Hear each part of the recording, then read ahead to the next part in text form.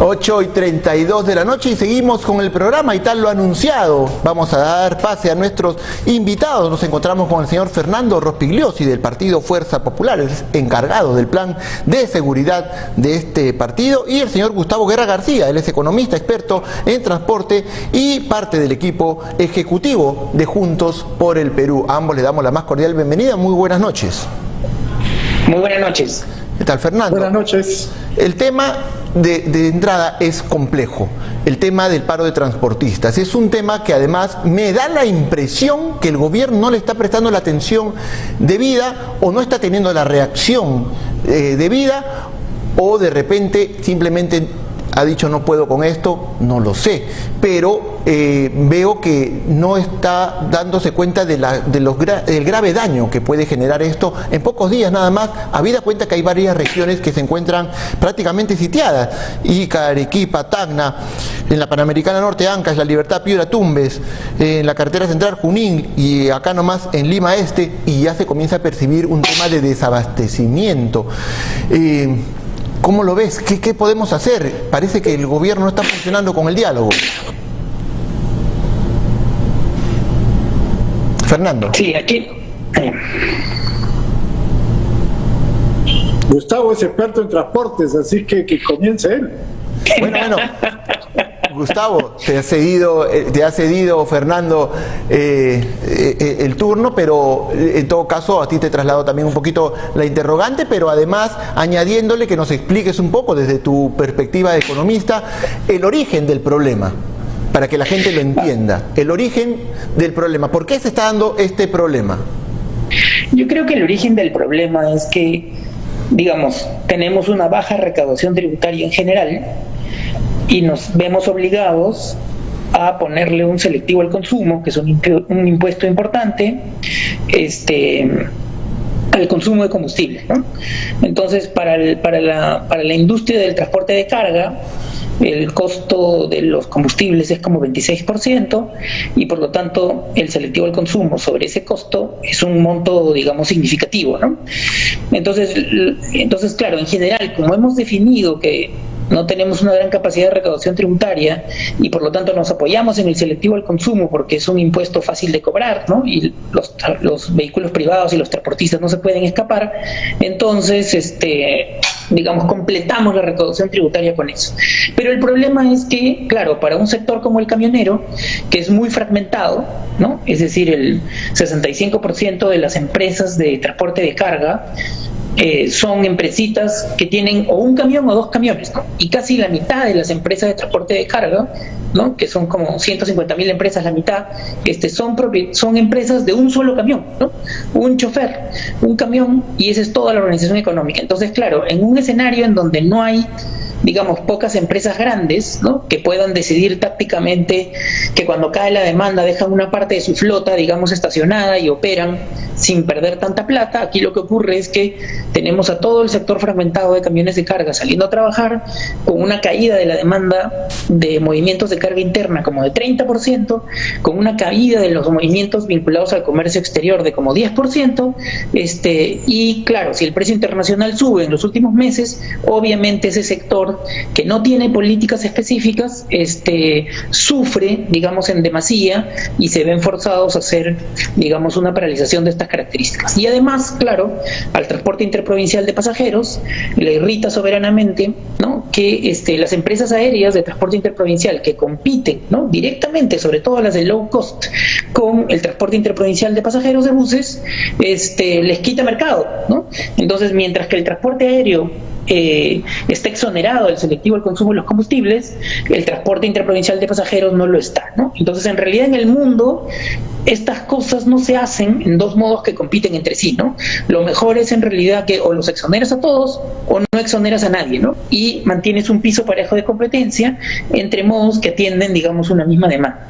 En este sentido, claro, una salida lógica es que hay algún tipo de devolución al selectivo al consumo por un determinado porcentaje que pueda hacer crédito fiscal del resto de impuestos, de forma tal de favorecer a los sectores más formales de carga y pasajeros. Esto fue lo que acordó el Ministerio con el MEF y los transportistas, pero luego, claro, el MEF le puso tantos candados al reglamento que obviamente no se pudo aplicar y por lo tanto no hay ningún desahogo, digamos, para la crisis del sector camionero. Claro, pero en este momento, ya ante la protesta, y que además no es en un solo sitio focalizado, sino estamos hablando de prácticamente en todas las regiones de nuestro país, las que abastecen a Lima, no se está dando una respuesta inmediata, y el propio gobierno ha dicho que bueno, nosotros no fijamos el precio del petróleo, resumiéndolo como a ese solo punto.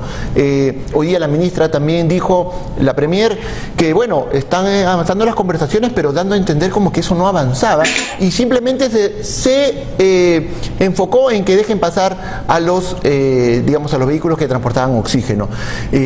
No se ve claro que en lo inmediato qué se podría hacer ahorita. Ya, hagamos esto. ¿Hay esa solución o no? Mira, yo creo que la única solución es trabajar sobre la base de lo que se hace en Chile y en otros países, que cuando tú tienes un sector como el de camiones de carga y el de transporte interprovincial, al cual los cargas con un sobrecosto de un selectivo al consumo, que es un impuesto específico sobre su principal gasto operativo, lo único que queda es ver cómo los alivias en un contexto en que la demanda cae, ¿no? Y para mí la única salida técnica factible y que favorece al sector formal es poder usar un crédito fiscal sobre el selectivo consumo. En Chile lo hacen, ¿no?, contra el gasto de peajes y contra el gasto del selectivo por determinados porcentajes, y se ha mantenido en el tiempo, y eso es lo único que funciona, ¿no? O sea, o quitas el selectivo como has hecho en el transporte aéreo, o estableces algún mecanismo de crédito fiscal que favorezca a aquellas empresas más formales de transporte y carga que pueden aprovechar ese crédito fiscal porque están generando IGB y renta. Ojo que en el sector de transportes hay muchísima informalidad, y por lo tanto un mecanismo de crédito fiscal incentiva la recaudación de los más formales para poder aprovechar el crédito fiscal que se les podría dar al selectivo, ¿no? Entonces, la base de la solución es simplemente remover y flexibilizar un poco los candados que se han puesto y que no permiten que se aplique lo que ya habían acordado con el exministro Edmer Trujillo y con el equipo del MEF de un par de ministros, ¿no? Ok, Fernando, ahora sí, no me vas a eludir la pregunta. ¿Se ha perdido, crees tú, el principio de autoridad, habida cuenta que hay prácticamente bloqueo de carteras en todo, bueno, en muchas regiones muy importantes del Perú? Bueno, primero, muy interesante la explicación de Gustavo. Ya ves, yo tenía razón cuando decía que él es un experto y conoce a fondo este problema. Quisiera referirme en segundo lugar a algo que ha dicho el presidente Sagasti hoy día, que ellos no tienen la culpa de que suba el precio del petróleo en el mercado mundial, lo cual es verdad.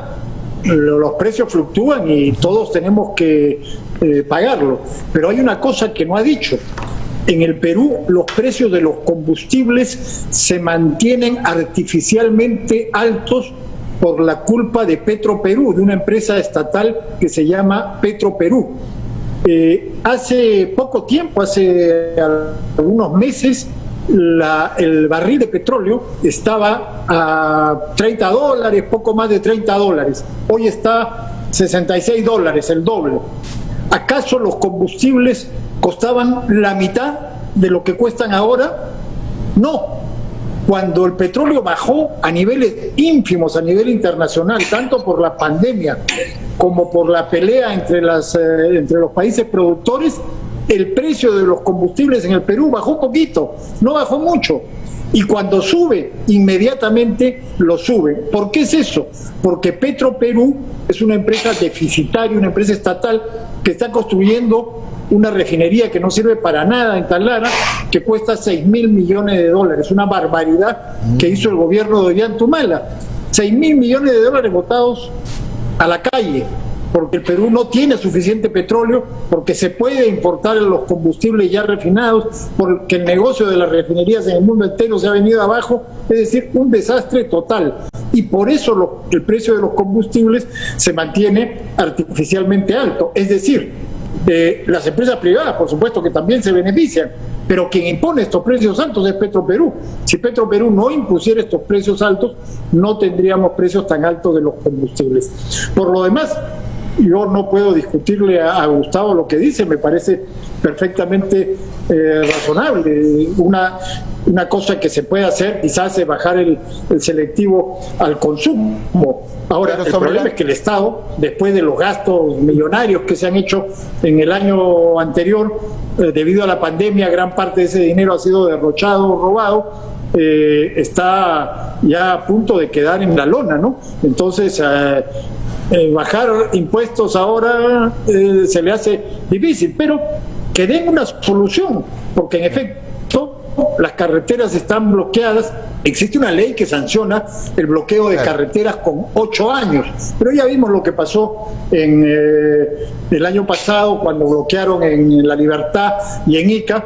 Lo único que hizo el gobierno fue acusar a los policías de criminales, de asesinos. No hay gente que esté detenida ni que esté procesada por esa ley. Mejor que deroguen esa ley y que digan pues que el que quiere bloquear carreteras el día que le dé la gana que las bloquee, ¿no? ¿Para qué sirve la ley si la ley no se cumple? Justamente ahora, el asunto es que a estas alturas simplemente hay que negociar, tienen que negociar y seguramente, me imagino, van a terminar cediendo. Y el problema es que ceden después de 3, 4, 5, 6 días, cuando se ha causado un enorme perjuicio a todo el país, a los transportistas, pero sobre todo a los ciudadanos que quieren movilizarse y a aquellos que están sufriendo, por ejemplo, por falta de oxígeno, o a toda la economía peruana que está siendo afectada por este paro. Yo creo que el gobierno pues debió prevenir esto y tener ya ideas claras y ponerlas sobre la mesa desde hace bastante tiempo. Fernando, dos rapiditas sobre el tema. Es decir, estamos a merced de las medidas de fuerza, o sea, no podemos hacer nada contra eso, salvo negociar. El Estado no puede ir en contra de esto. Y la segunda, si es que me permites, también reclamaban un tema de peajes. ¿Se podría de pronto, no sé, hacer algo con esto, o también es intocable el tema de los peajes? Por favor. No, yo no digo que no se pueda hacer algo, yo digo que por supuesto se puede hacer, aplicar la ley, pero ya sabemos que este gobierno no va a aplicar la ley, pues no la aplicó en diciembre pasado en el caso del paro agrario y no la va a aplicar ahora, pues. O sea, estoy diciendo lo que hace este gobierno. Yo creo que un gobierno con energía y con firmeza sí aplicaría la ley, pero este gobierno, olvidémonos, no va a aplicar la ley, no va a desbloquear las carreteras. Ahora, lo de los peajes, hasta donde yo sé, muchas de las empresas de peajes son empresas privadas, y los que tenemos cierta edad ya nos acordamos cómo eran las carreteras del Perú en los años 80, por ejemplo, después del fenómeno del Niño del 83, quedaron destruidas. O sea, el peaje se paga para que las carreteras se mantengan en buen estado. Si no se paga peaje, bueno, pues las carreteras van a ser destruidas y eso nos va a costar más a todos los peruanos, incluyendo, por supuesto, a los transportistas. Y hay contratos con empresas privadas que no se pueden romper. O sea, el gobierno no puede bajar por ley los peajes. Ya vimos lo que pasó con el Congreso cuando intentó hacer eso y fue desautorizado por el Tribunal Constitucional. ¿Y por una situación de emergencia no se podría subvencionar de algún modo? Bueno, más subvenciones, o sea, ¿de dónde va a salir la plata para subvenciones? Yo me pregunto, los ingresos del Estado han disminuido, los gastos han aumentado. ¿De dónde va a salir la plata para subvenciones? O sea, si fuéramos pues el país de las maravillas y tuviéramos toda la plata del mundo, que se subvencione a todos. Pero claro, yo no creo que sea posible seguir en este plan, porque nos vamos a terminar hundiendo. Es decir, todo el mundo tiene que ajustarse. Quizás, como digo, la alternativa que plantea Gustavo sea la más razonable, que se baje el IGB, el selectivo al consumo, no el IGB, claro, el selectivo al consumo. Bueno, Gustavo, sobre lo mismo te traslado la misma interrogante y añadiéndole cuáles serían las consecuencias si que esto no se soluciona, por ejemplo, en una semana. Vamos a ser pesimistas. Si en una semana no se soluciona. No, las consecuencias serían gravísimas. sobre todo para los productos perecibles, ¿no?, que son los que más van a ser afectados.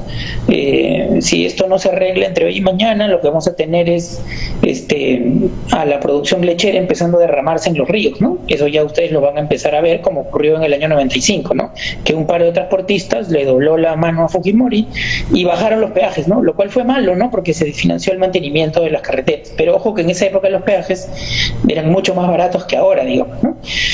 Yo diría que, a ver, lo primero, todo el mundo tiene que tener claro es que en el Perú no hay un precio libre de los combustibles, ¿ok?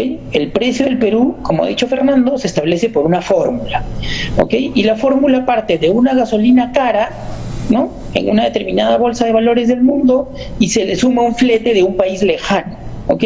Por eso es que la gasolina es cara, porque esa fórmula está en función de los intereses, obviamente, de las dos grandes empresas, no solo Petroperú. Repsol también se beneficia, ¿no es cierto?, de que se haya establecido así en la ley de hidrocarburos, y además eso se estableció, ojo, para la privatización de Petroperú, ¿ok?, porque nadie pensaba que un privado iba a venir si no se le daba una garantía de un manejo determinado del tema de los combustibles. Ahora, la garantía para privatizarse no significaba que tenía que haber una fórmula, que en mi opinión es una fórmula que puede ser revisada, porque a mí sí me parece que aunque la aplicaran correcta, terminamos teniendo una de las gasolinas más caras de Sudamérica, ¿no? Y yo creo que ese tema por lo menos merece un estudio profundo y una revisión.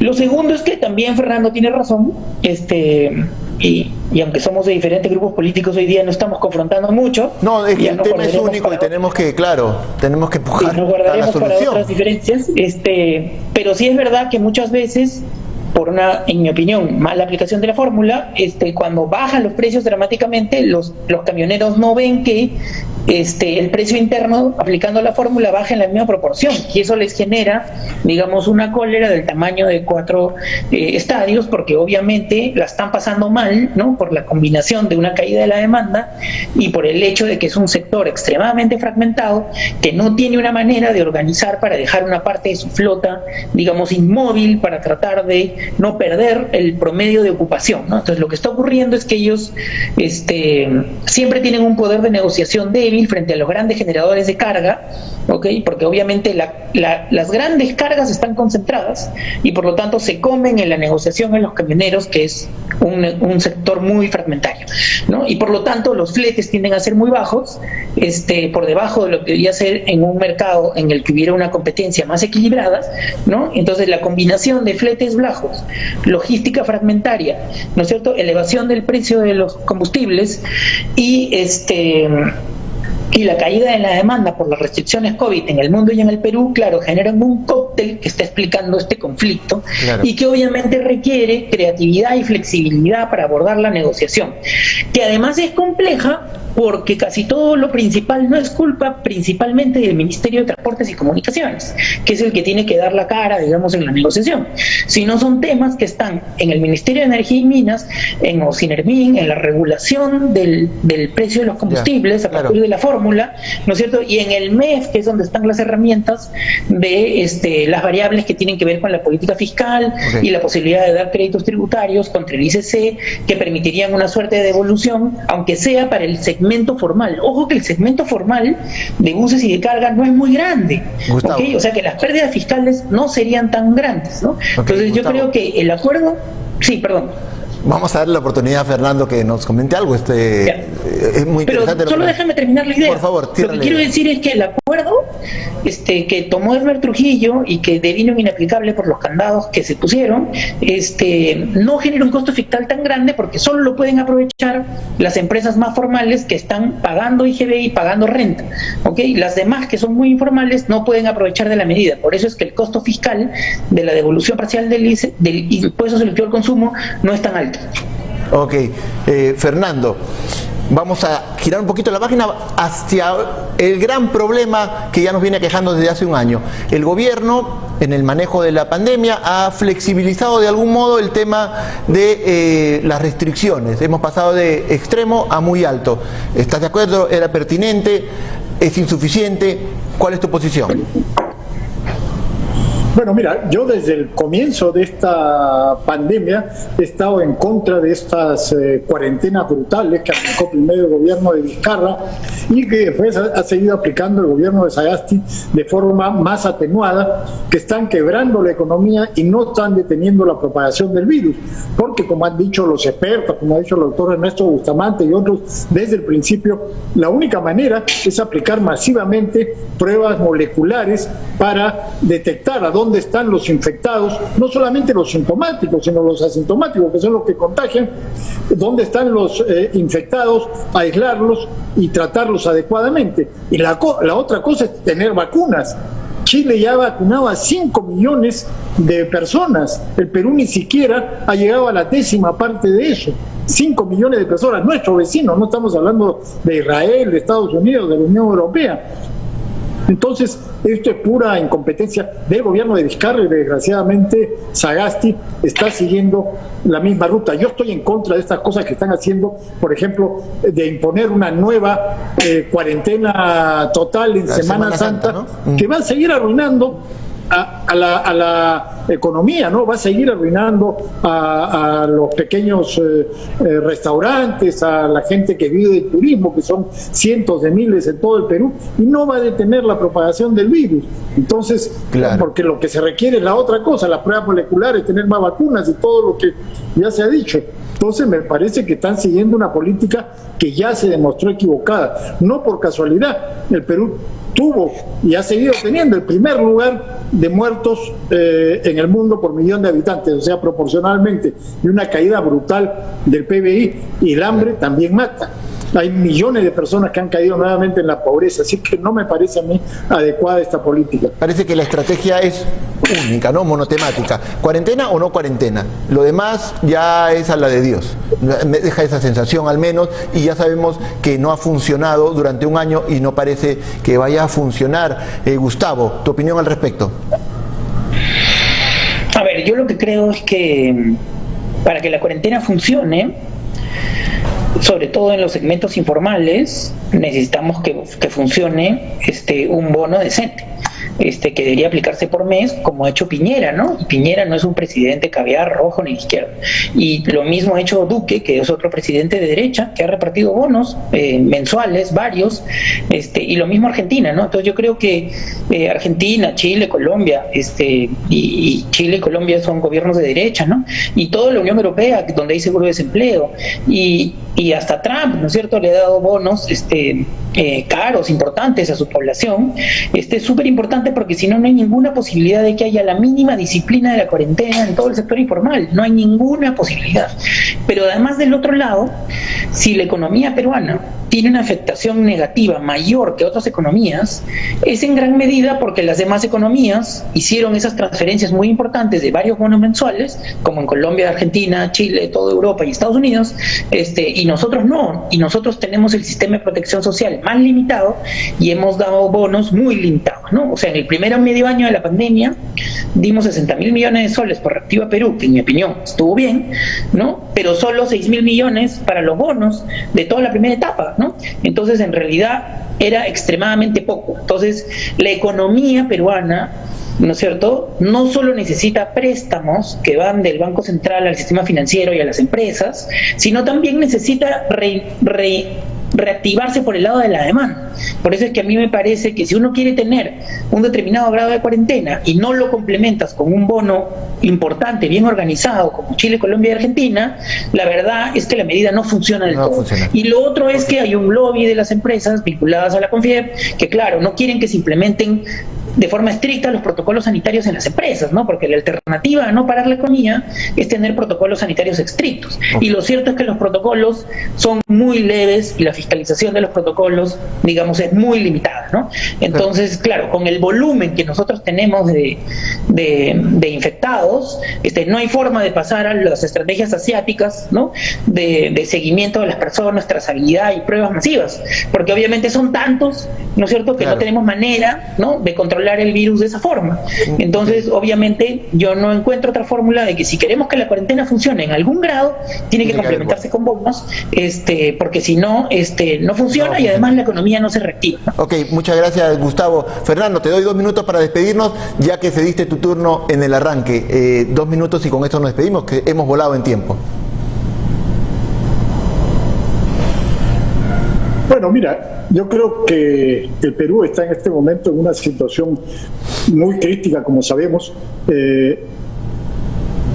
muy crítica por el desgobierno que hemos tenido con el corrupto Martín Vizcarra en el periodo anterior y con un gobierno totalmente incompetente como el de Francisco Sagasti ahora. Ambos gobiernos, obviamente, teñidos por la izquierda, desde Zamora y Vicente Ceballos en el gobierno de Vizcarra, como este gobierno de intelectuales de izquierda que dirige hoy día Francisco Sagasti. Yo creo que eso nos da una idea de lo que podrían ser las izquierdas, cualquiera de ellas. Hay varias que postulan en esta elección que podrían llevarnos a una situación similar a la de Venezuela, y ya sabemos lo que ocurre cuando un país cae en las garras del populismo izquierdista, como en Venezuela. Estamos viendo 1 millón de venezolanos que han tenido que huir de su país, y esperemos que eso no ocurra en el Perú. Estamos al borde de que eso pueda suceder y tenemos que evitarlo. Creo que de todas maneras ese es el principal adversario que tenemos en esta elección. Gracias, Fernando Rospigliosi, y gracias, Gustavo Guerra García, por haber estado en este programa. Son ustedes unos capos, esperamos tenerlos nuevamente en este programa. Muchas gracias.